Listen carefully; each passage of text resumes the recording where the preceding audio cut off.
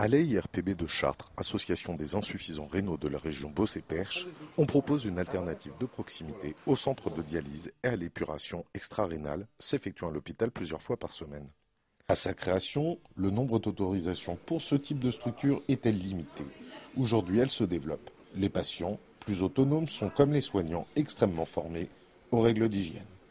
Alors l'idée qui prévalait dans notre structure, c'est qu'il faut essayer d'éviter au maximum des transmissions croisées de bactéries ou de virus d'un patient à l'autre.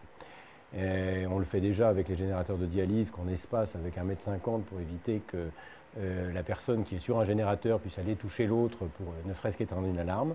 Et donc, à partir du moment où on a informatisé le dossier médical, on a essayé de se poser la même question, quel est le matériel le plus adéquat pour pouvoir être au plus près du patient et avec un matériel qui soit facilement nettoyable. L'AIRPB respecte des procédures d'hygiène parfaites et appartient au réseau de surveillance des infections liées aux soins.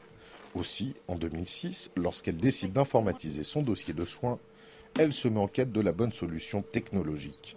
L'ordinateur devait disposer d'une surface lisse pour être désinfecté facilement avec le même produit détergent que celui traitant l'environnement du patient.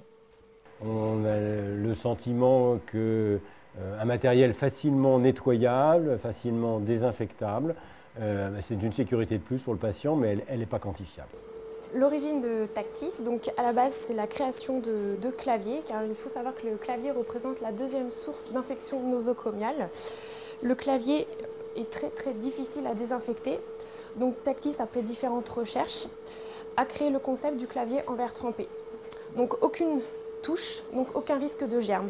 Tout simplement par un simple verrouillage, un nettoyage en surface et un produit ultra propre. Si cet achat a un coût, le prix de ce matériel hermétique n'est pas pour le professeur Coulon rédhibitoire. L'informatisation des soins offre un gain de temps certain et réduit l'isolement du patient puisque le médecin est à son chevet. Associer la lutte contre les infections nosocomiales à l'informatisation du dossier de soins pourrait donner un coup de pouce à cette dernière.